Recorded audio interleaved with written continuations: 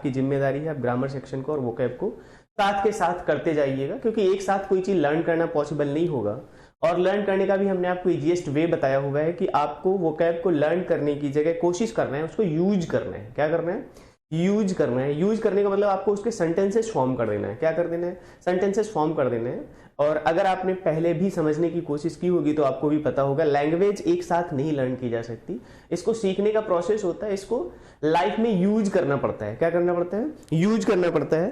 तो vocab section में हम आज करेंगे कुछ और टेबल, वन वर्ड सब्स्टिट्यूशन की, और उसके बाद पीछे आए हुए क्वेश्चंस हम आपको करवाएंगे जो अब तक क्वेश्चंस पूछे जा चुके हैं। उसके लिए हम पहले आपको कुछ टेबल देंगे, टेबल आपको लर्न करना है, उसके साथ साथ हम आए हुए क्वेश्चंस करने की कोशिश करेंगे। तो आपको पता चलेगा कि अगर आप क्वेश्चंस अटेम्प्ट करते हैं तो आपको कैसे करना होता है, क्या ज्यादा बेटर हो सकता है, जो आप लर्न कर रहे हैं उससे कैसे क्वेश्चंस को सॉल्व कर सकते हैं। तो हम वन वर्ड सब्स्टिट्यूशंस के कुछ टैब करेंगे।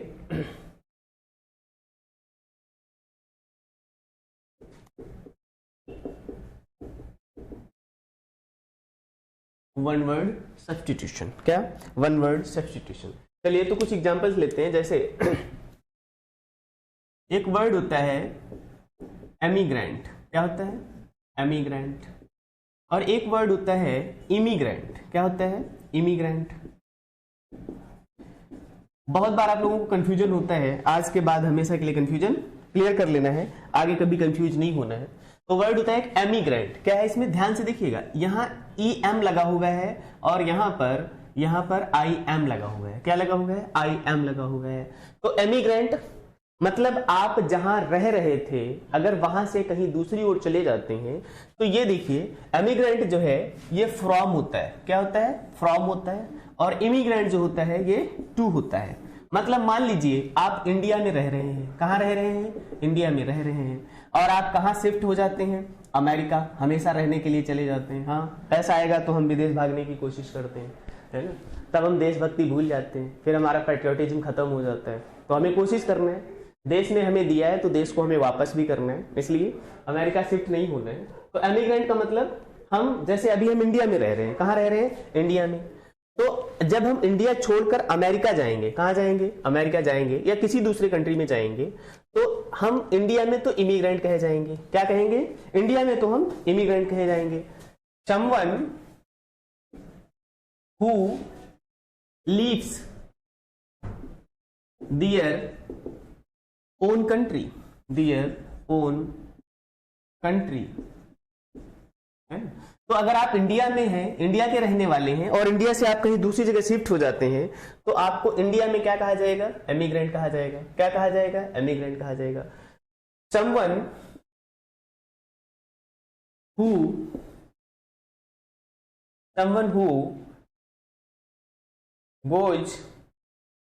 go to other country for permanent, someone who go to other country for permanent live। तो इस तरीके से जहां से आप छोड़कर जाते हैं वहां के लिए आप क्या हो जाएंगे? जहां से आप छोड़कर जाते हैं वहां के लिए आप क्या हो जाएंगे? एमिग्रेंट हो जाएंगे। और जहां आप जाते हैं वहां आपको इमिग्रेंट कहा जाएगा। क्या कहा जाएगा? इमिग्रेंट कहा जाएगा। बोलो। तो फ्रॉम मतलब ये ओरिजिन था आपका। क्या था? ओरिजिन था। यहां के आप रहने वाले थे। क्या? यहां के आप रहने वाले थे। यहां से आप जाएंगे कहीं। और इमिग्रेंट क्या होता है? यहां पर आप अराइव करते हैं। क्या करते हैं? अराइव करते हैं, यानी पहुंचते हैं, मतलब यहां आप पहुंच जाते हैं। तो अब होपफुली आपको क्लियर हो गया होगा कि एमिग्रेंट क्या होता है और इमिग्रेंट क्या होता है। अब तो कभी नहीं भूलेंगे। ध्यान रखिएगा, एमिग्रेंट के साथ हमेशा फ्रॉम आता है। क्या आता है? फ्रॉम आता है। और इमिग्रेंट के साथ क्या आता है? टू आता है। क्या आता है? टू आता है। अगर मान लीजिए कि हम एग्जाम्पल इसका समझना चाहें, अगर इस सेंटेंस को ऐसे लिखना चाहें, जैसे ही has gone to, he has shifted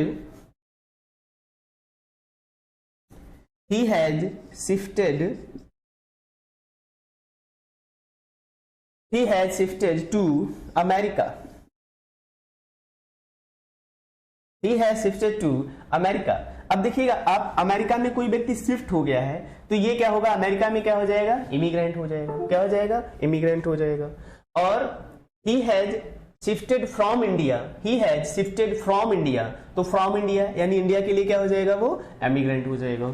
hopefully ये बात आपको क्लियरली अब समझ आ ही गई होगी। ओके, तो हमने क्या पढ़ा, एमिग्रेंट और इमिग्रेंट। अब आप लोग आगे नहीं भूलेंगे, इसको ध्यान रखना है आपको। चलिए आगे देखिएगा। तो व्यक्ति इंडिया का अगर इंडिया को छोड़कर जाता है तो इंडिया के लिए EM है। क्या है, EMIGRANT होगा। और जहां जा रहा है उस कंट्री के लिए वो IMMIGRANT हो जाएगा। क्लियरली ये बात समझ आ गई। ओके, देखिए ऐसे थोड़ा थोड़ा करके ही आप कुछ कुछ याद करते चलिएगा। आपकी वो कैब धीरे धीरे थोड़ा थोड़ा तैयार करके ही कंप्लीट हो जाएगी, है ना। बूंद बूंद से ही क्या भरता है, घड़ा भरता है। याद ही होगा आप लोगों को, और नहीं याद है तो याद रखना है, ये आपकी जिम्मेदारी है। क्या है, बूंद बूंद से ही घड़ा भरता है। आगे देखिएगा अगला वर्ड एसेंट। क्या है, एसेंट। एसेंट का मतलब क्या होता है, सहमति। क्या, सहमति। किसी चीज पे आपको कोई काम करवाना है, आपको क्या करवाना है, कोई काम करवाना है, तो आपको उसके लिए क्या चाहिए, ऐसी एसेंट चाहिए, सहमति चाहिए। क्या चाहिए, एसेंट चाहिए। तो क्या होता है, एसेंट का मतलब क्या होता है, सहमति होता है। क्या होता है, सहमति होता है। तो इसका क्या हो जाएगा, ऑफिशियल। क्या हो जाएगा, ऑफिशियल एग्रीमेंट। क्या हो जाएगा, official agreement on a proposal. On a proposal क्या हो जाएगा, official agreement on a proposal. किसी काम को करने के लिए अगर आपको ऑफिशियल एग्रीमेंट मिला हुआ है, क्या मिला हुआ है, ऑफिशियल एग्रीमेंट मिला हुआ है, तो उसको क्या कहते हैं, एसेंट कहते हैं। क्या कहते हैं, एसेंट कहते हैं। आप कोई भी काम करना चाहते हैं तो उसके लिए आपको क्या करना पड़ता है, परमिशन लेनी पड़ती है गवर्नमेंट से। क्या करनी पड़ती है, परमिशन लेनी पड़ती है। तो परमिशन लेने को ही क्या कहते हैं, हम एसेंट कहते हैं। क्या कहते हैं, परमिशन लेने को ही हम क्या कहेंगे, एसेंट कहेंगे। बोलो आगे देखिएगा। आगे है एस्ट्रोनॉट। क्या, एस्ट्रोनॉट। क्या है, एस्ट्रोनॉट। तो आपने कल्पना चावला का, सुनीता विलियम का नाम तो सुना ही होगा, नहीं सुना है तो जान लीजिएगा। तो कल्पना चावला और सुनीता विलियम्स ये लोग क्या हैं, प्राउड ऑफ इंडिया भी हैं, और प्राउड ऑफ इंडिया के साथ साथ इन लोगों ने फिजिकली ट्रेवल किया हुआ है। कहां, फिजिकली ट्रेवल किया हुआ है। तो वन हु क्या हो जाएगा, one who physically travels in, physically travels in space.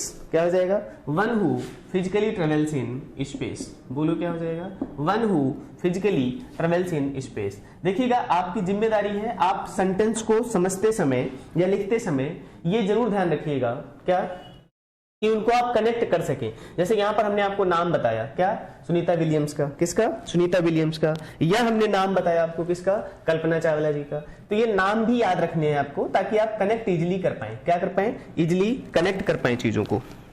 एक सेकंड, क्या कर पाए, इजिली कनेक्ट कर पाए। ओके, तो एस्ट्रोनॉट का क्या होगा, one who physically travels in space. आगे देखिएगा एक्वेटिक। क्या है, एक्वेटिक। जब भी आप साइंस या बायो पढ़ते हैं तो उसमें आप बार बार पढ़ते हैं एक्वेटिक एनिमल्स। क्या पढ़ते हैं आप, एक्वेटिक एनिमल्स, एक्वेटिक प्लांट्स। तो ऐसे प्लांट्स या एनिमल्स जो इसमें वाटर पे सरवाइव कर सकते हैं, वो प्लांट्स या एनिमल्स जिनका हैबिटेट ही ऐसा बनाया गया है, जिनका हैबिटेट ही ऐसा है कि वो वाटर में सरवाइव कर सकते हैं। क्या कर सकते हैं, वाटर में सरवाइव कर सकते हैं। तो क्या हो जाएगा, अ प्लांट। क्या, अ प्लांट और एनिमल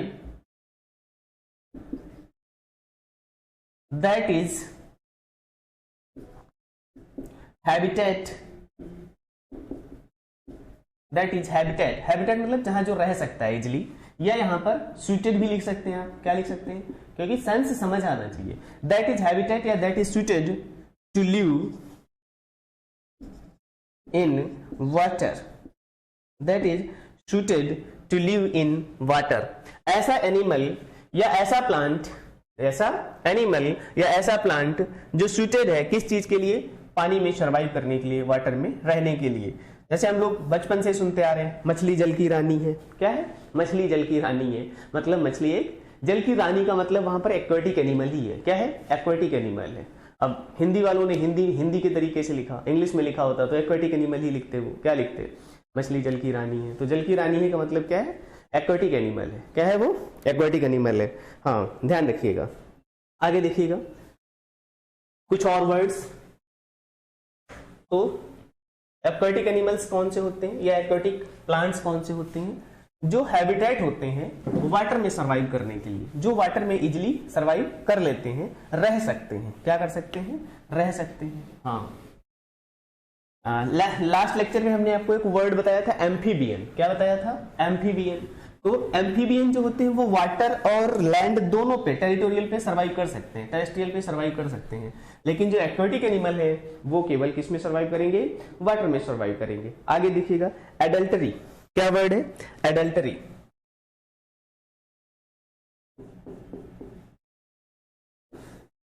एडल्टरी का मतलब एक्चुअली क्या होता है? एडल्टरी का मतलब होता है व्यभिचार। क्या होता है? व्यभिचार। अब व्यभिचार क्या होता है? हिंदी में भी दिक्कत, इंग्लिश में भी दिक्कत, कुछ तो आना चाहिए यार। व्यभिचार, व्यभिचार मतलब होता है एक्स्ट्रा मैरिटल रिलेशनशिप। क्या होता है? एक्स्ट्रा मैरिटल रिलेशनशिप, है ना? शादी के बाद भी दूसरे से इधर उधर करना, तो उसको क्या कहते हैं? एडल्टरी कहते हैं। क्या कहते हैं? Adultery. A woman who has extramarital affairs। क्या? extra marital affairs।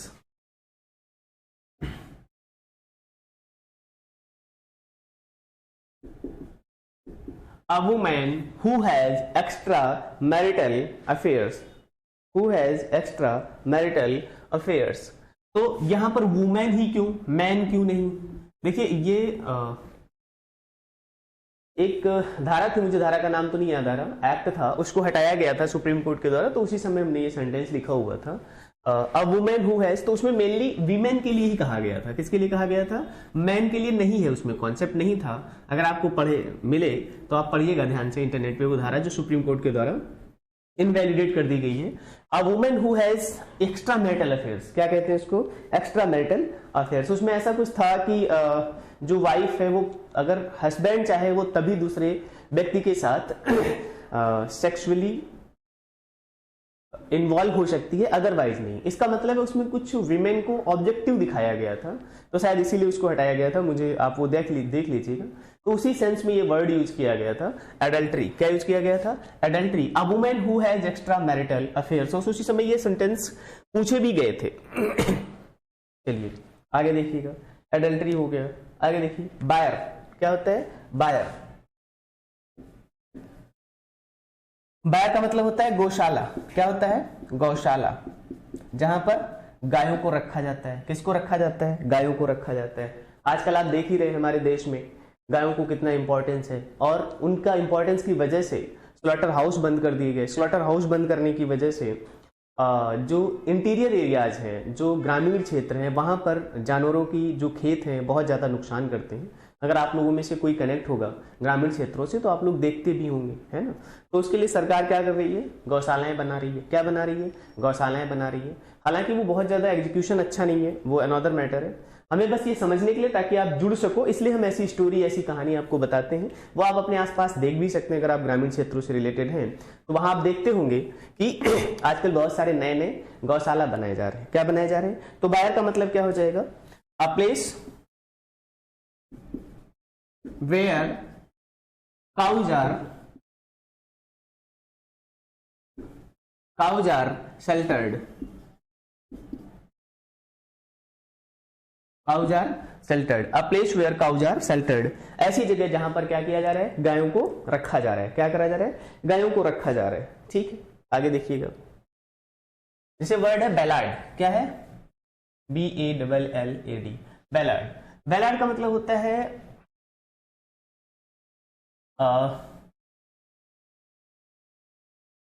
स्टोरी के फॉर्म में किसी स्टोरी के बेस पर पोएम लिखना। क्या? Story based poem. क्या होती है? Story based poem. बोलो क्या होती है? Story based poem. बैलाड क्या होता है? Story based poem. जैसे हम आप लोग रामायण पढ़ते हैं, यानी राम जी के बारे में उनका चरित्र बताया गया है ना, या कोई और पोएम पढ़ते हैं, जैसे हमने रानी लक्ष्मीबाई के ऊपर पोएम पढ़ी, तो उसमें क्या होता है, किसी एक व्यक्ति के बारे में या किसी एक सिचुएशन के बारे में एक्सप्लेन किया जाता है पोएम के द्वारा, कविता के द्वारा, गानों के द्वारा, फोल्क सॉन्ग के द्वारा। फोल्क सॉन्ग भी आप कह सकते हैं। क्या कह सकते हैं? फोल्क सॉन्ग भी कह सकते हैं। तो बैलाड क्या होता है? पोएम। क्या? पोएम narrating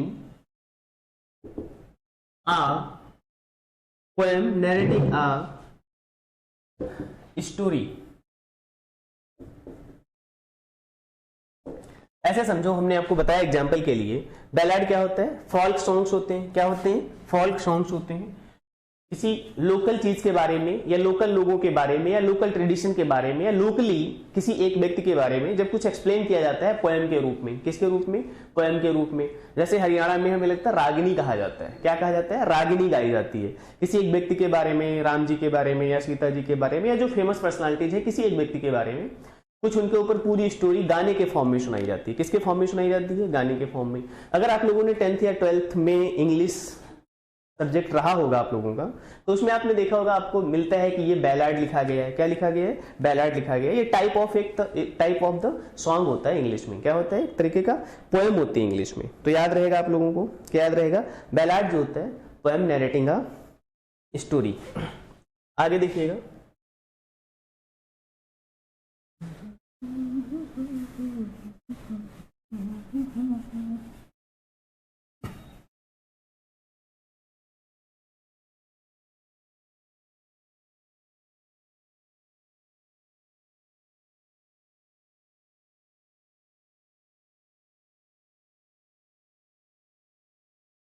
आगे देखिएगा, बैंकरप्ट।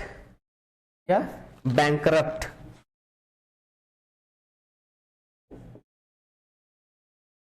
बैंकरप्ट का मतलब होता है क्या? दिवालिया। क्या? दिवालिया। दिवालिया क्या होता है? ऐसा व्यक्ति जो अपना बैंक से लिया हुआ लोन नहीं चुका पाता। क्या नहीं कर पाता? ऐसा व्यक्ति जो बैंक से लिया हुआ अपना लोन नहीं चुका पाता, उसे क्या कहते हैं? दिवालिया कहते हैं। क्या कहते हैं? इसका एक सिनोनिम और हो सकता है इंसॉल्वेंसी। क्या होता है? इंसॉल्वेंसी। इंसॉल्वेंसी क्या होता है? इंसॉल्वेंट। अच्छा, नाउन लिखना है, सॉरी, इंसॉल्वेंट नाउन लिखना है। अच्छा, मैं आगे स्टोरी बताना चाह रहा था आपको। अभी आपने देखा होगा जब गवर्नमेंट ने नोट्स बंद कर दिए थे, तो इंसॉल्वेंसी एंड बैंक्रप्सी एक रूल बनाया हुआ था। क्या बनाया हुआ था? रूल बनाया हुआ था। अगर आप लोग न्यूज़पेपर पढ़ते हैं तो, और नहीं पढ़ते हैं तो पढ़िएगा ध्यान से, क्योंकि मेंस में आपके जो टियर 2 एग्जाम होगा उसमें कम से कम 3 पैराग्राफ आएंगे। ध्यान से सुन लीजिएगा ये वाली बात, कम से कम 3 पैराग्राफ आएंगे, और उसमें साफ साफ मेंशन है कि एक पैराग्राफ जो होगा आपका, एक पैराग्राफ जो होगा आपको वो सिंपल होगा, वो आपने पहले टेक्स्ट बुक में या कहीं पढ़ रखा होगा। लेकिन लेकिन लेकिन लेकिन जो 2 पैराग्राफ आएंगे वो 2 पैराग्राफ एनालिटिकल बेस हो सकते हैं। कैसे हो सकते हैं? एनालिटिकल बेस हो सकते हैं। तो एनालिटिकल बेस में मतलब है उसमें बहुत सारे फैक्ट दिए जाते हैं। क्या दिए जाते हैं? तो इसका मतलब है न्यूज़पेपर तो पढ़ते ही रहिए आप लोग। देखिए, न्यूज़पेपर इसलिए मत पढ़िए कि आपको न्यूज़ की जरूरत है, बहुत ज्यादा करंट अफेयर्स की जरूरत है, बहुत ज्यादा जीएस की जरूरत है। लेकिन अगर आप सच में इंग्लिश इंप्रूव करना चाहते हैं अपनी, कम से कम इतनी करना चाहते हैं कि आप जिस जॉब की प्रिपरेशन कर रहे हैं, चाहे एसएससी सीजीएल के लिए हो या बैंक के लिए हो या किसी और एग्जाम के लिए जिसमें अच्छी ठीक ठाक इंग्लिश पूछी जाती है, तो आपको उसके लिए न्यूज़पेपर पढ़ना ही पड़ेगा। तभी आपका टेम्परामेंट डेवलप होगा कि आप इंग्लिश के सेंटेंसेस को, पैसेजेस को समझ पाएंगे और वो क्या कहना चाहता है उसको समझ पाएंगे। तो ये बहुत इंपॉर्टेंट है। आप में से सभी लोगों की जिम्मेदारी है कि अब ये नहीं कि द हिंदू न्यूज़पेपर उठा लीजिएगा, ऐसा मत करिएगा। इसके अलावा टाइम्स ऑफ इंडिया या और कोई भी न्यूज़पेपर पढ़ सकते हैं आप, है ना। ये जरूरी नहीं कि आप रोज लीजिएगा न्यूज़पेपर, एक न्यूज़पेपर ले लीजिएगा, एक सप्ताह पढ़िएगा एक पेज उसको, लेकिन पढ़ना पड़ेगा। इसका कोई ऑप्शन नहीं है, आप ये ध्यान रखिएगा।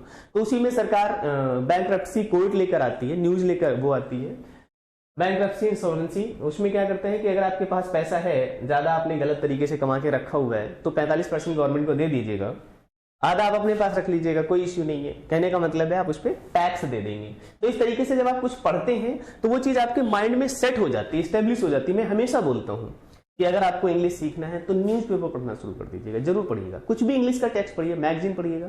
ऐसा नहीं पढ़िएगा जो टफ लगे आपको समझना है, नहीं, हमेशा मजेदार चीज पढ़िए जिसमें आपको मजा आए पढ़कर। न्यूज़पेपर की कोई ऐसी कटिंग, अगर आपको गेम में इंटरेस्ट है तो गेम वाला पेज पढ़ लीजिएगा, अगर आपको बिजनेस में इंटरेस्ट है तो बिजनेस वाला पेज पढ़ लीजिएगा, अगर आपको आर्टिकल्स पढ़ना अच्छा लगता है तो आर्टिकल्स पढ़ लीजिएगा। जो अच्छा लगता है हमेशा वो चीज पढ़िएगा इंग्लिश में, ध्यान रखिएगा। ये तरीका है सीखने का, अगर आप इसको फॉलो करेंगे तो निश्चित रूप से बहुत कम समय में आप बहुत सारी चीजें पढ़ना स्टार्ट कर देंगे और ठीक से पढ़ पाएंगे। ठीक है, तो बैंकरप्ट क्या होता है? दिवालिया। ये नाउन है तो इसलिए यहाँ पे इंसॉल्वेंट लिखा गया। क्या लिखा गया? इंसॉल्वेंट, नहीं तो इंसॉल्वेंसी हो जाता। क्या हो जाता? अगर बैंकरप्सी होता तो इंसॉल्वेंसी हो जाता, तो ये क्या हो जाएगा? इंसॉल्वेंट हो जाएगा। क्या हो जाएगा? इंसॉल्वेंट हो जाएगा। क्लियर? तो one who can not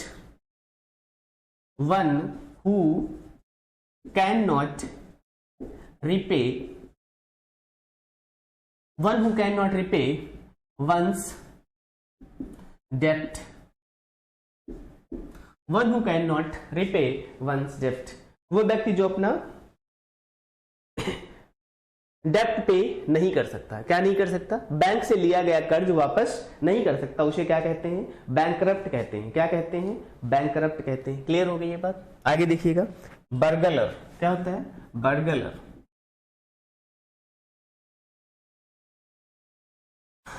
burger नहीं बर्गलर। क्या? बर्गर नहीं बर्गलर। हाँ, खाने पीने में ध्यान रहता है आप लोगों को हमेशा। बर्गर नहीं बर्गलर। क्या होता है? अब बर्गलर क्या होता है? दीवार तोड़कर चुपके से चोरी करने वाला। इसको हिंदी में कहते हैं सेंध लगाने वाला। क्या बोलते हैं? सेंध मारी करने वाला या सेंध लगाने वाला? सेंध मारी करने वाला। क्या करने वाला? सेंध मारी करने वाला। ठीक है, तो बर्गलर क्या होता है? जो दीवार तोड़कर रात को चुपके से चोरी कर लेता है, उसे क्या कहते हैं? बर्गलर कहते हैं। तो क्या हो जाएगा? One who breaks out into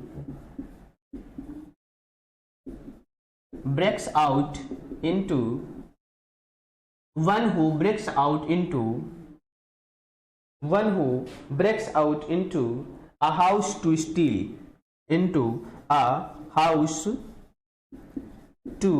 steal, ठीक है, चोरी करने के लिए दीवार तोड़कर घर में घुसना। चोरी करने के लिए दीवार तोड़कर घर में घुसने वाले को क्या कहते हैं? बर्गलर कहते हैं। क्या कहते हैं? बर्गलर कहते हैं। क्लियर हो गई ये बात? ओके, आगे देखिएगा,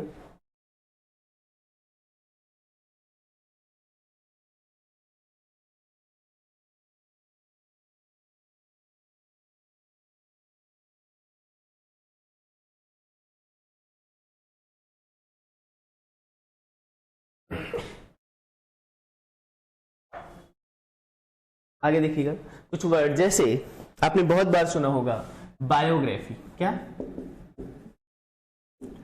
बायोग्राफी। और बायोग्राफी की ही तरह एक वर्ड और होता है ऑटोबायोग्राफी। क्या होता है? ऑटोबायोग्राफी। सुने ही होंगे आप लोगों ने वर्ड, ये है ना। तो बायोग्राफी क्या होता है? ऑटोबायोग्राफी क्या होता है? आत्मकथा। क्या होता है? आत्मकथा। जो व्यक्ति के द्वारा क्या की जाए? खुद लिखी जाए, है ना। बायोग्राफी क्या होता है? आत्मकथा। क्या होती है?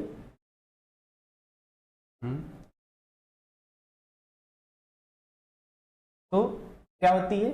बायोग्राफी क्या होती है? आत्मकथा। जो खुद के द्वारा, ऑटोबायोग्राफी जो होती है वो आत्मकथा होती है। क्या होती है? जो खुद के द्वारा लिखी जाए। किसके द्वारा लिखी जाए? खुद के द्वारा लिखी जाए, है ना। बायोग्राफी क्या होता है? किसी के बारे में, किसी के जीवन के बारे में लिखना। किसके बारे में लिखना? बायोग्राफी क्या होती है? किसी के बारे में लिखना, किसी दूसरे व्यक्ति के द्वारा लिखना। और ऑटोबायोग्राफी क्या होती है? खुद के बारे में लिखना। किसके बारे में लिखना? खुद के बारे में लिखना, है ना। तो बायोग्राफी क्या होती है? Life history of a person, life history of a person, life history of a person written by written by someone else, someone else, है ना, किसी के बारे में किसी दूसरे व्यक्ति के द्वारा लिखा जाना, क्या होना, किसी के बारे में किसी दूसरे व्यक्ति के द्वारा लिखे जाना, तो वो क्या होता है, बायोग्राफी होती है। क्या होती है, बायोग्राफी होती है। ऑटोबायोग्राफी क्या होता है, life history of a person written by, life history of a person written by himself, written by himself. तो ऑटोबायोग्राफी क्या होती है, जब व्यक्ति स्वयं अपने बारे में लिखता है, जब व्यक्ति स्वयं अपने बारे में लिखता है। जैसे कोई एक ऑटोबायोग्राफी का नाम बताइएगा। जैसे माय एक्सपेरिमेंट विद ट्रूथ किसने लिखी, महात्मा गांधी ने खुद अपने बारे में लिखी। किसके बारे में लिखी, खुद अपने बारे में लिखी, है ना। तो इस तरीके से आपको याद रखना है। तो ऑटोबायोग्राफी क्या होता है, महात्मा गांधी ने अपने बारे में लिखा माय एक्सपेरिमेंट विद ट्रूथ में, है ना। तो इस तरीके से बायोग्राफी हो गया और क्या हो गया, autobiography. Biography life history of a person written by someone else, किसी और के द्वारा लिखी जाए। किसके द्वारा लिखी जाए, किसी और के द्वारा किसी व्यक्ति के बारे में लिखी जाए तो उसको क्या कहते हैं, बायोग्राफी लिखे।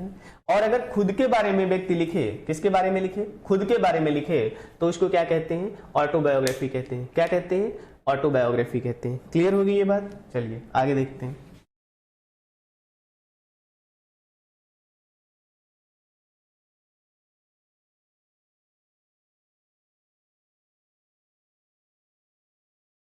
तो आप लोगों को जब भी कुछ ऐसे सेंटेंस लिखिएगा या पढ़िएगा तो उसके एग्जाम्पल जरूर सोचिएगा, उसके आसपास की चीजों की स्टोरी जरूर सोचिएगा, है ना, उसको रिलेट जरूर करिएगा। अगर आप रिलेट कर लेंगे तो आपको हमेशा याद रहेगा और भूलेंगे नहीं जल्दी, है ना।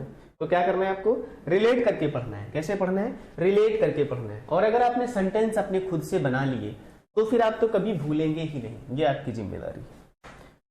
पढ़ने का भी तो एक मेथड होता है ना, अगर आप मेथड को फॉलो करेंगे तो इजीली सीख जाएंगे, कम मेहनत में सीख जाएंगे, है ना। अगर मेथड फॉलो नहीं करेंगे तो काम तो वही करेंगे, टाइम ज्यादा लगेगा, है ना, टाइम ज्यादा लगेगा, मेहनत ज्यादा लगेगा। इसलिए स्मार्ट वर्क करना है। कैसा वर्क करना है, स्मार्ट वर्क करना है ना। गधों की तरह लगे नहीं रहना है। क्या करना है, गधों की तरह ज्यादा मेहनत नहीं करनी है, स्मार्ट वर्क करना है। कैसा वर्क करना है, स्मार्ट वर्क करना है। क्लियर। चलिए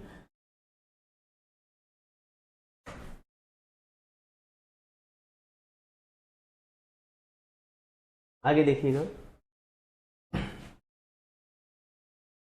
अब होता है वर्ड होता है जैसे कार्निवोरस। क्या होता है, कार्निवोरस।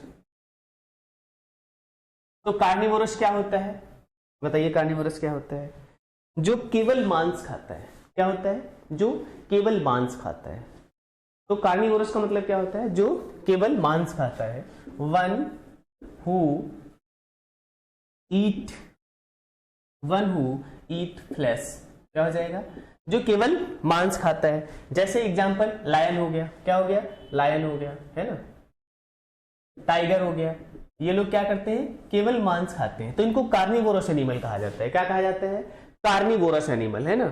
तो इसी तरीके से दो वर्ड और होते हैं इनसे रिलेटेड। एक तो कार्निवोरस हो गया और दूसरा होता है हर्बीवोरस। क्या होता है, हर्बीवोरस।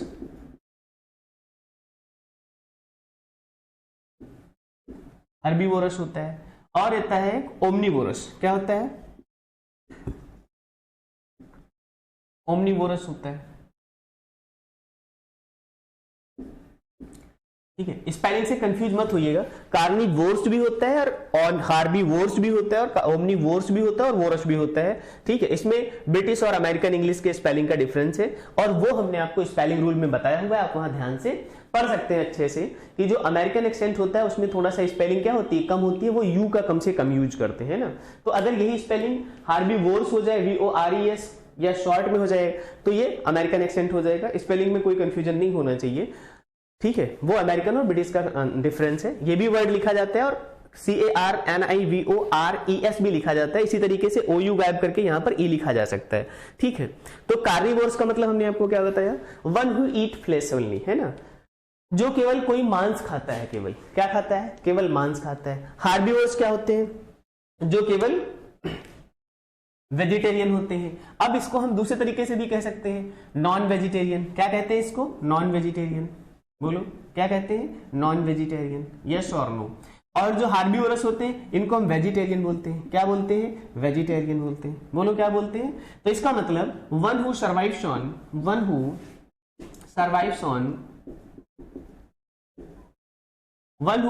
ऑन वेजिटेशन, क्या, वेजिटेशन, जो वेजिटेशन पे सर्वाइव करते हैं, किस पे सर्वाइव करते हैं, उनको हार्बीवोरस कहते हैं। उसके बाद आता है आपका ओमनीवोरस, खतरनाक। कैसे, खतरनाक, क्यों, क्योंकि ये फ्लैश भी खा सकते हैं, क्या खा सकते हैं, फ्लैश भी खा सकते हैं यानी, और वेजिटेशन भी खा सकते हैं, क्या खा सकते हैं, वेजिटेशन भी खा सकते हैं। तो इसका मतलब ये लोग क्या हो जाएंगे, ये जैसे ह्यूमन होता है, क्या होता है, ह्यूमन होता है, हम आप क्या करते हैं, वेजिटेरियन भी होते हैं, कैसे होते हैं, वेजिटेरियन भी होते हैं, बोलो, वेजिटेरियन भी होते हैं और नॉन वेजिटेरियन भी होते हैं। बोलो क्या होता है, नॉन वेजिटेरियन भी होता है ना। अब तो बहुत सारी वैरायटी बन गए। कुछ लोग एगिटेरियन भी होते हैं, केवल क्या, केवल अंडे खाएंगे बस, और कुछ नहीं खाएंगे, केवल अंडे खा सकते हैं नॉन वेज के नाम पे, है ना। तो एगिटेरियन भी होता है। तो ध्यान से समझ लीजिएगा, कार्निवोरस का मतलब क्या होता है, वन हु ईट फ्लैश, इसको हम क्या कहते हैं, नॉन वेजिटेरियन, क्या बोलते हैं, नॉन वेजिटेरियन। उसके बाद हार्बीवोरस क्या होता है, one who survives on the vegetation, जो वेजिटेशन पे सर्वाइव करता है, उसको हम क्या बोलते हैं, वेजिटेरियन बोलते हैं, क्या बोलते हैं, वेजिटेरियन बोलते हैं। उसके बाद आता है ओमनीवोरस, क्या आता है, ओमनीवोरस आता है, one who can eat flash and vegetation both, है ना। तो क्या हो जाएगा इसका, वन हु कैन ईट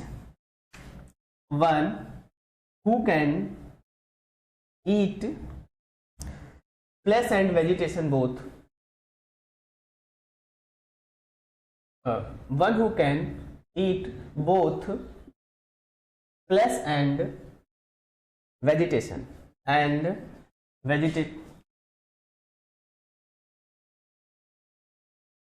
तो ये बात समझ आ गई। हाँ, जो ओमनीवोरस होते हैं, एग्जाम्पल हमने आपको क्या बताया, ह्यूमन होता है, क्या होता है, ह्यूमन होता है। जो वेजिटेरियन भी होते हैं और नॉन वेजिटेरियन भी होते हैं। हमने आपको बताया इसमें तीसरे प्रकार के भी क्या हो गए, अब तो एगिटेरियन भी हो गए, क्या हो गए, एगिटेरियन हो गए। चलिए आप लोग लिख के बताइएगा, आप में से कौन वेजिटेरियन है, कौन नॉन वेजिटेरियन है, या कौन कार्निवोरस है यानी केवल मांस खाता है। ऐसा तो पॉसिबल नहीं है ह्यूमन के लिए केवल मांस खाता हो। हाँ, लोग बहुत ज्यादा लाइक करते हो अलग बात है, बट केवल मांस खाते हो ऐसी बात नहीं है। दूसरा आपको बताना है आपको कौन सा हार्बीवोरस है आप में से, ठीक है, और आप में से कौन ओमनीवोरस है। अपनी अपनी बात लिखिएगा, अच्छी बात है। जो चीज हम करते हैं उसको एक्सप्रेस करने में क्या दिक्कत है ना।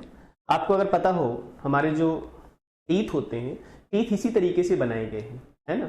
फ्रंट के टू ऊपर नीचे के छोड़ दिया जाए तो साइड में हमारे इंसाइसर्स भी होते हैं। क्या होते हैं, इंसाइसर्स होते हैं, जो बनाए इसीलिए गए ताकि हम अगर मांस खाना चाहें तो उसको खा सकते हैं, ठीक है। तो आपको बताना है अपनी अपनी बातें। हार्बीवोरस कौन है आप में से, कार्निवोरस कौन है आप में से, और ओमनीवोरस कौन है। ये बातें आपको अब समझ आ गई होंगी। हाँ, साइंस में आपने पढ़ा हुई होगा, अगर आपने पढ़ा है ध्यान से तो, ठीक है, याद रखा करिएगा, क्योंकि कभी भी कोई भी नॉलेज काम आता है। तो कार्निवोरस, हार्बीवोरस, ये नहीं कि अब ये बात केवल साइंस की है ना, आपको पता होना चाहिए, क्योंकि वन वर्ड सब्स्टिट्यूशन में इसको यूज करना पड़ेगा। क्या करना पड़ेगा, यूज करना पड़ेगा। तो ये बात क्लियर हो गई। चलिए अब हम कुछ आए हुए वन वर्ड सब्स्टिट्यूशंस के क्वेश्चंस देखते हैं। क्या देखते हैं, क्वेश्चंस देखते हैं। आप लोग ट्राई करिएगा, बताइएगा आप कितने कर पा रहे हैं। आंसर बराबर देना है आप लोगों को, पार्टिसिपेट करना है।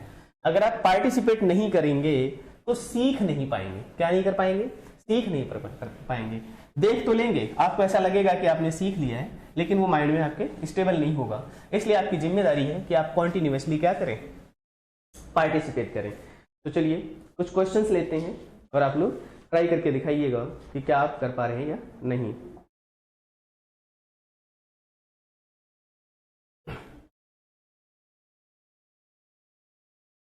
चलिए एग्जाम्पल है, आया हुआ क्वेश्चन है ये, बताइए। क्वेश्चन है words written on a tomb. क्या है, words written on a tomb. Tomb पे वर्ड्स लिखे गए, क्या लिखे गए, टॉम्ब पे कुछ वर्ड्स लिखे गए हैं, उनको क्या कहते हैं। Option 1 epithet. क्या है, एपिथेट, EPITHET, एपिथेट। दूसरा है एपिग्राफ। क्या है, एपिग्राफ।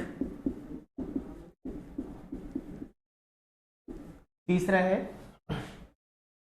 सोलिलोकाई, सोलिलोकाई, और फोर्थ है आपका एपिटफ। क्या है? एपिटफ, EPITAPH।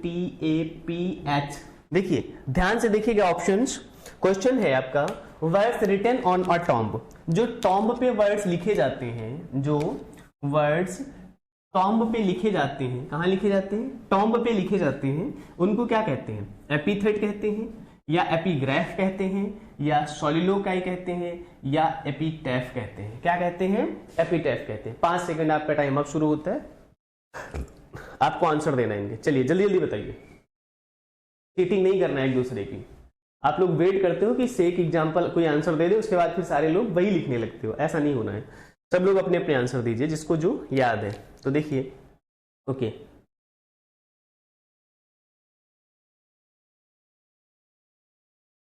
तो एपिथेट का मतलब क्या होता है? Abusive words. कैसे वर्ड्स? Abusive words. तो क्या टॉम पे एब्यूजिव वर्ड्स लिखे जाते हैं? नहीं। क्या टॉम पे एब्यूजिव वर्ड्स लिखे जाते हैं? हाँ। एपिग्राफ का मतलब होता है किसी चीज की प्रस्तावना। क्या? किसी चीज की प्रस्तावना प्रारंभ करने के लिए, स्टार्ट करने के लिए जो हम वर्ड्स लिखते हैं उसके प्रशंसा में, उसको हम क्या कहते हैं? एपिग्राफ कहते हैं। क्या कहते हैं? एपिग्राफ कहते हैं। सोलिलोकाई मतलब होता है मोनोलॉग। क्या होता है? मोनोलॉग।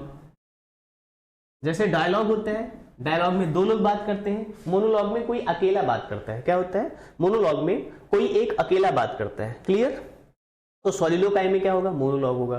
अब आप समझ ही गए होंगे कि आंसर आपका क्या होने वाला है? एपिटफ होने वाला है। क्या होने वाला है? एपिटफ होने वाला है। क्लियर हो गया? तो इसका आंसर क्या हो जाएगा? Words written on a tomb क्या होते हैं? एपिटैफ होते हैं। अब आप देख सकते हैं कि किस तरीके से क्वेश्चन पूछे जाते हैं, अब तक पूछे गए हैं, और उनके आंसर्स आपको किस तरीके से निकालना है। आगे देखिएगा, एक और क्वेश्चन लेते हैं। A person with a long experience of any occupation, long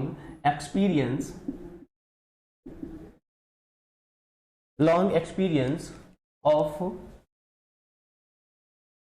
any occupation, a person with long experience of any occupation,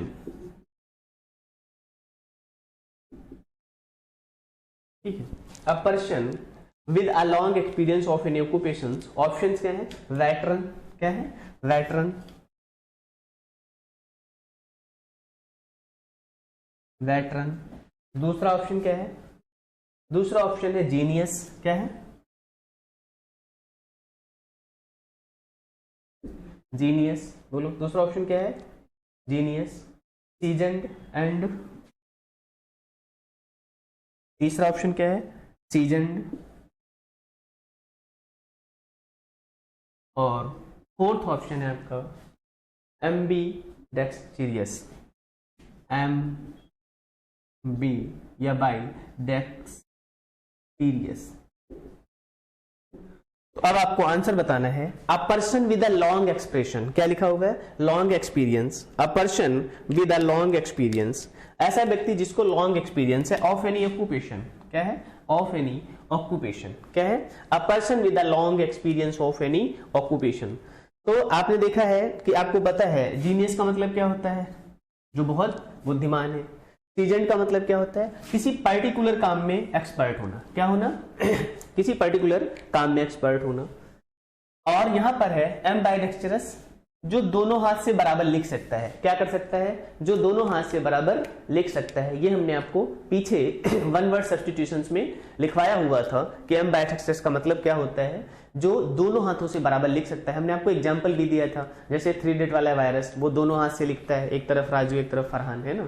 तो वो भी आपको ध्यान रखना है। तो इसका आंसर आपका क्या हो जाएगा? वेटरन। आपने सुना भी होगा, अगर आप ध्यान से पढ़ते नहीं है, इसलिए मैं आपको बोलता हूँ बार बार ध्यान से पढ़ा करिए। वेटरन लीडर, हम लोग बोलते हैं ना कई बार, हमारे वेटरन लीडर हमारे वेटरन लिटरेचर को लिखने वाले लोग, इस तरीके से अपने क्षेत्र में जिन्होंने बहुत अच्छा काम किया है। क्या किया हुआ है? अपने अपने क्षेत्रों में जिन्होंने बहुत अच्छा काम किया हुआ है ना, उनको हम वेटरन कहते हैं। क्या कहते हैं? VETERAN। जैसे हम कहते हैं वेटरन लीडर, है ना, कलाम जी, या वेटरन लीडर, मान लीजिए किसका नाम ले ले हम, अटल बिहारी वाजपेयी जी, तो इनको हम वेटरन लीडर कहते हैं। क्या कहते हैं?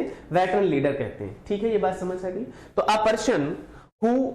A person with a long experience of any occupation, अपने ऑक्यूपेशन का इनको लॉन्ग एक्सपीरियंस है, बहुत लंबा अनुभव है, तो इसको हम क्या कहते हैं? वेटरन कहते हैं। क्या कहते हैं इनको हम? वेटरन कहते हैं। ये बात समझ आ गई। आगे देखिएगा कुछ एग्जांपल्स।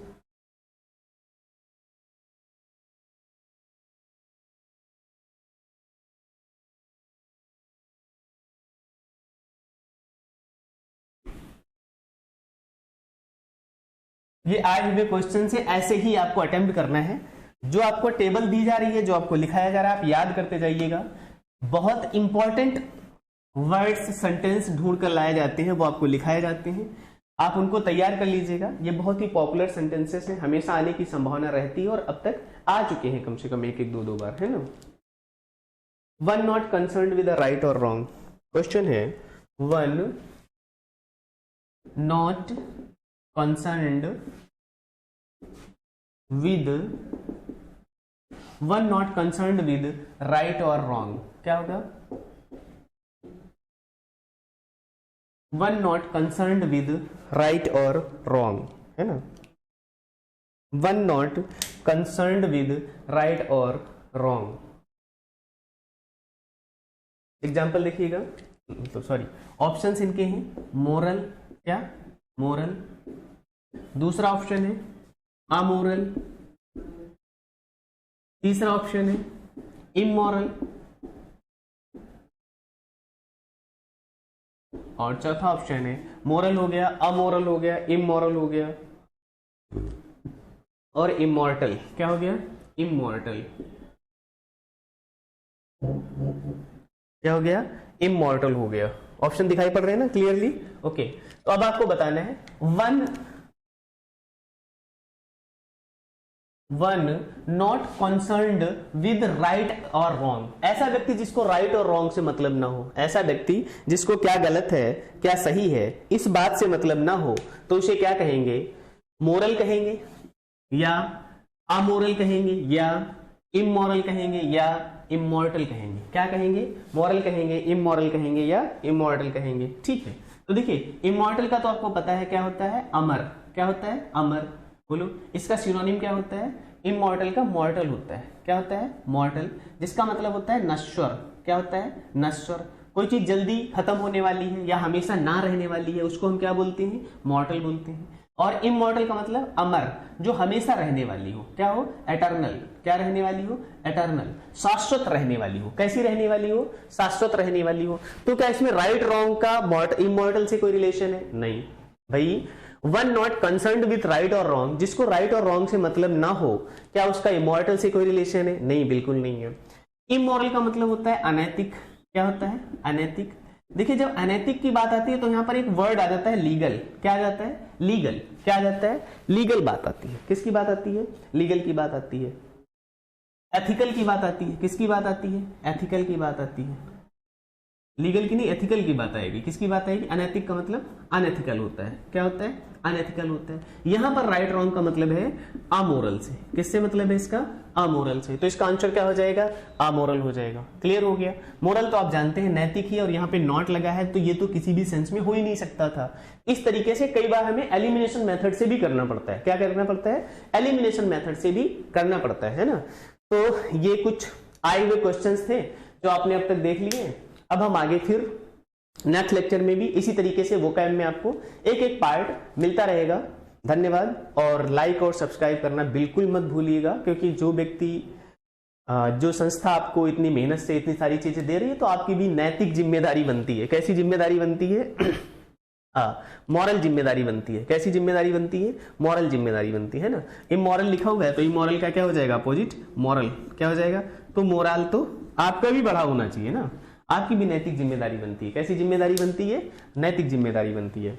तो देखिए वन वर्ड सब्स्टिट्यूशन आ गया इस तरीके से काम हमारे। तो मिलते हैं नेक्स्ट वीडियो में, नेक्स्ट लेक्चर में। तब तक के लिए धन्यवाद।